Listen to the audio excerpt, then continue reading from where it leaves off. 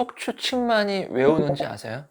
제가 수많은 자료들을 운동과학이나 의학 저널을 봐도 그렇고 어디를 찾아봐도 측만이 왜 일어나는지 자료는 없습니다. 바이오메카닉스 관점에서 척추측만을 바라봤을 때 척추측만은 플랫백 때문에 오게 되는 겁니다. 왜 그럴까요? 척추는 옆에서 봤을 때 망곡이 있어야 된다고 했잖아요. 흉추가 나오고 요추가 살짝 들어가는 망곡이 있어야 되는데 이 망곡이 사라진 게 플랫한 척추라고 했죠. 척추가 플랫하면 중력의 영향을 받아서 계속 짓눌리잖아요. 뒤로 가거나 앞으로 가지 않습니다. 왜? 플랫백은 더 앞쪽으로 가려고 해요. 근데 앞쪽으로도 더 못 가요. 왜 그런지 아세요? 앞쪽에는 장기들이 있잖아요. 심장이나 간이나 여러 가지 장기가 있고, 기본적으로 우리 척추 앞뒤에 전종인대, 후종인대가 막아줘서 앞으로 전진하지 못하도록, 디스크가 앞뒤로 나오지 않도록 막아주고 있는데, 이 단단한 뼈 자체가 앞으로 밀리지 못하는 이유는 우리 앞쪽에 장기들이 많기 때문에 그렇습니다. 약 10에서 15kg 되는 이 머리의 무게, 그리고 상체의 무게가 계속 우리는 짓눌리고 있잖아요. 그러면 어디론가는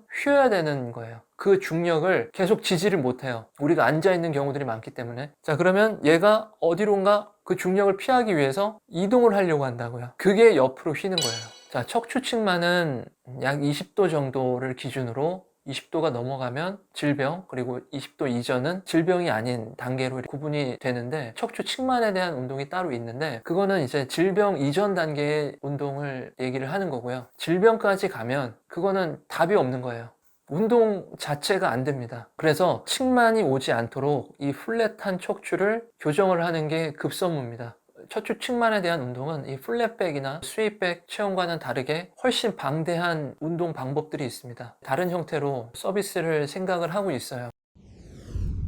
우리 지난 시간까지 플랫한 척추, 고양이 자세와 골반에 대한 중립 자세에 대해서 배웠었는데, 이 롤 동작과 함께 요추 기립근, 허리를 강화시키는 운동을 하셔야 합니다. 스윗백하고는 다르게 스윗백은 허리, 요추 기립근이 너무 과긴장되어 있는 상태에서 그 부분을 이완을 하면 굉장히 큰 통증이 옵니다. 풀어줘야 되긴 하죠. 근데 이 플랫한 척추를 가진 사람은 이 요추 기립근이 너무 약한 거예요. 요추 기립근을 강화를 시켜야 됩니다. 골반 교정, 골반에 대한 중립, 요추의 강화, 고양이 자세로 흉추를 들어 올리는 이 세 가지 운동을 통합적으로 해주셔야 도움이 많이 되실 거예요. 요추 기립근은 원래 강한 근육이에요. 트랜스버스 앱도미니스라는 복횡근, 복부의 압력을 담당하는 복부 근육과 뒤에 있는 척추 기립근이 척추를 딱 감싸고 있는 겁니다. 그래서 척추가 많이 흔들리지 않도록 이런 역할을 하는데, 복근의 역할과 요추 기립근, 척추 기립근의 역할이 서로 척추를 보호하는 입장에서는 같지만 또 다른 측면이 있습니다. 복근과 척추에 있는 근육에 대한 비율을 잘 이해를 하고 운동을 하셔야 합니다. 복부의 근육은 굉장히 중요하죠. 기존 컨텐츠 중에 제왕절개 후에 해야 되는 복행근 운동 컨텐츠가 있어요. 복부의 압력, 호흡과 복부의 근육에 대해서 굉장히 강조를 많이 했었죠. 그에 못지않게 중요한 게 요추 기립근입니다. 자, 그러면 복부가 강해야 될까요? 허리에 있는 배근, 허리 배자를 써서 배근력이 강해야 될까요? 복근과 배근 중에 어디가 강해야 될까요?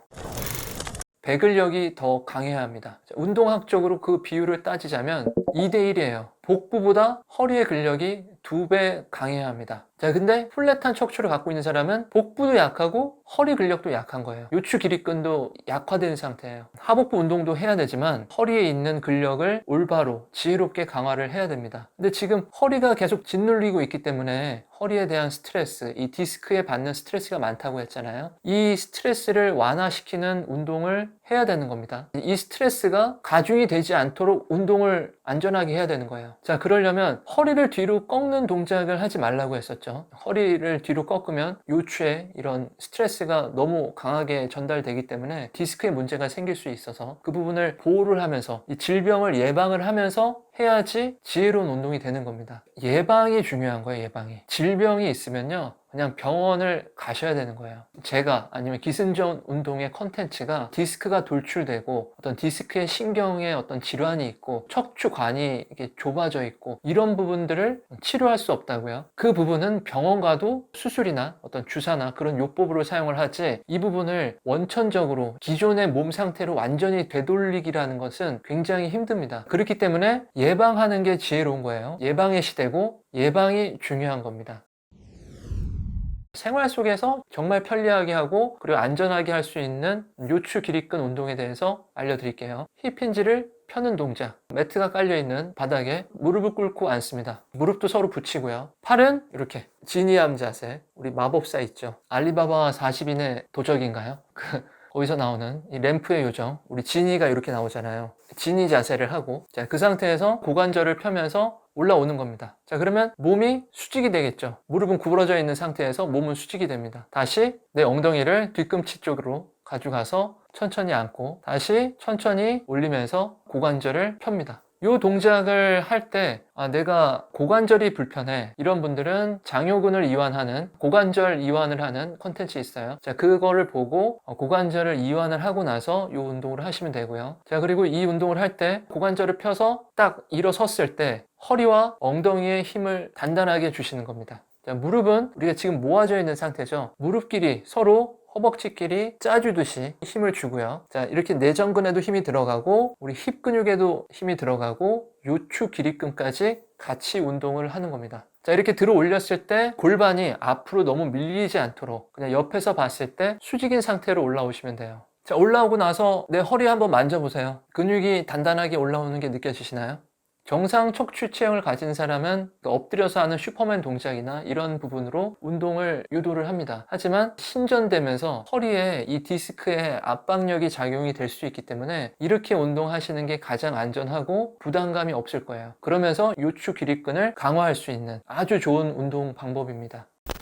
고관절이 접히고 펴지는 부분을 힙 힌지라고 해요. 경첩 아시죠? 자물쇠를 걸기 위해서 경첩이라는 것을 이렇게 딱 붙이잖아요. 이렇게 딱 붙이면 이렇게 경첩이 닫혔다가 다시 열리는 형태로 우리 고관절이 펴졌다가 다시 접히는 동작. 펴졌을 때 덜 펴지지 않도록 골반이 앞으로 많이 이동하진 않지만 내가 옆에서 봤을 때 가슴과 복부, 얼굴, 그리고 가슴, 복부, 골반, 그리고 무릎선이 수직인 상태가 될 때까지 올라오시면 됩니다. 자, 옆에 거울이 있으면 좋고요.